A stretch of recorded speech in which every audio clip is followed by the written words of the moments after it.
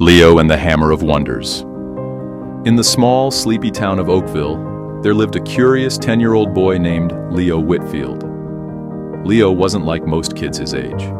While others were playing video games or kicking soccer balls, Leo spent hours in his backyard, taking apart old radios, bikes, and broken toys. His dad, a former mechanic, had taught him the basics of how things worked. But Leo dreamed of fixing more than just toys.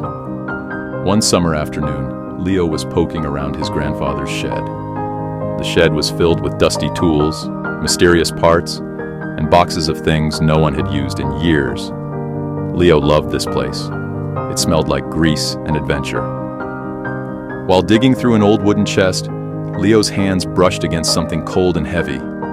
He pulled it out and found himself holding a simple-looking hammer. The wooden handle was smooth, as though it had been held many times before, and the iron head gleamed, even though it was clearly very old. There was something strange about the way it felt in Leo's hand.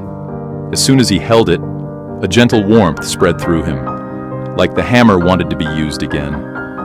That evening, Leo sat by the fire with his grandfather, the old hammer resting in his lap.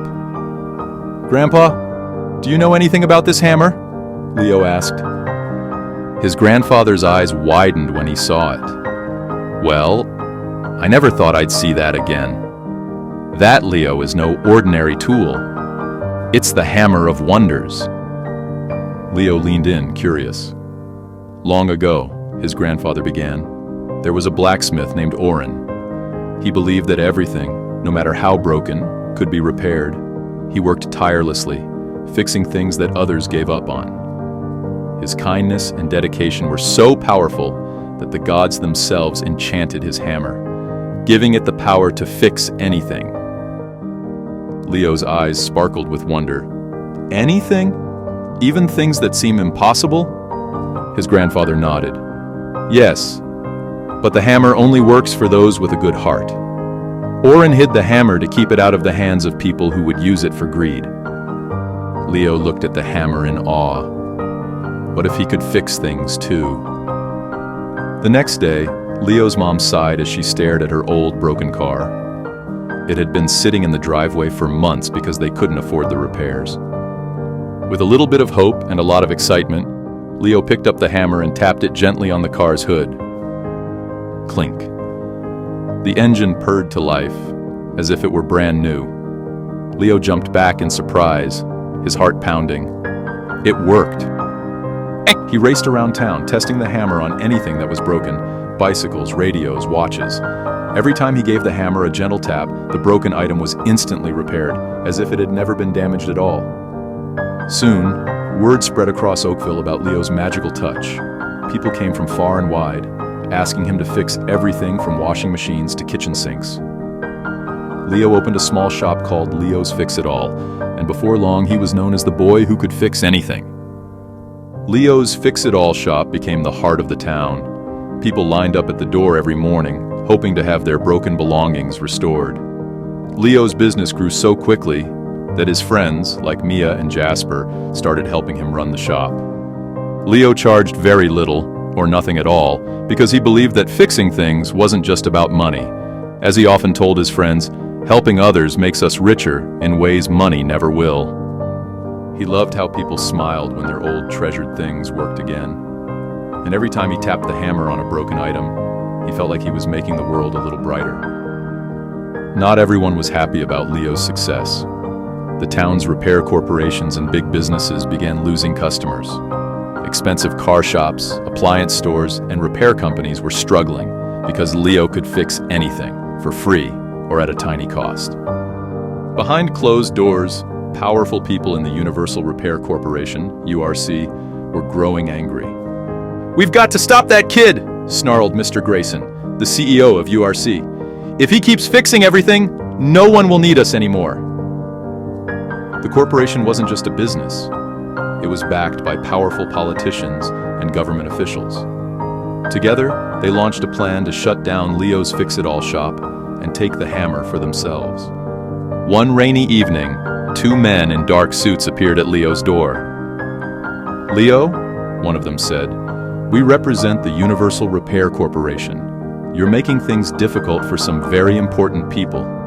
Sell us your hammer, and we'll make you very rich." Leo shook his head firmly. "I'm not interested in money. I just want to help people." The men's eyes darkened. "We warned you. If you don't sell us the hammer, we'll find another way to stop you." Leo felt a chill run down his spine as the men disappeared into the night. A few days later, Leo's shop was hit with lawsuits and new government rules. Inspectors arrived, demanding to see licenses and paperwork that Leo didn't have. The police were sent to shut down his business. Leo's heart sank as he watched the "closed by order of the government" sign nailed to his door. "What do we do now?" Mia asked, her voice full of worry. Leo took a deep breath. "We keep going. Just because something is broken doesn't mean it's the end. It's just the beginning of a new way to fix it." Leo came up with a bold idea. If they couldn't fix things at the shop, they would teach others how to fix things themselves. Leo and his friends set up mobile repair workshops all around town, teaching families how to repair their own cars, appliances, and toys. Soon, everyone in Oakville was learning how to fix things, just like Leo. The hammer was still a powerful tool, but Leo realized that its greatest magic was in showing others that they could be part of the solution. "Alone, we can fix a little. Together, we can fix everything," Leo told the townspeople, quoting Helen Keller. Leo's idea spread like wildfire. People in neighboring towns started their own fix-it-all communities, and soon, everyone was helping each other repair what was broken. The big corporations and government officials had no choice but to join the movement. They opened repair schools and community centers where people could learn the skills Leo had taught. And Leo's shop? It reopened, but now it was just one of many places where people could come together to fix things and share knowledge. Years later, Leo still carried the Hammer of Wonders, but now, he rarely needed to use it. The world had learned an important lesson. The power to fix things wasn't just in one magical tool, it was in the hands and hearts of everyone. As Leo often said, the world isn't perfect, but every time we fix something, we make it a little better. And with that, Leo knew he had made a difference, not just with his hammer, but with the hope he gave others.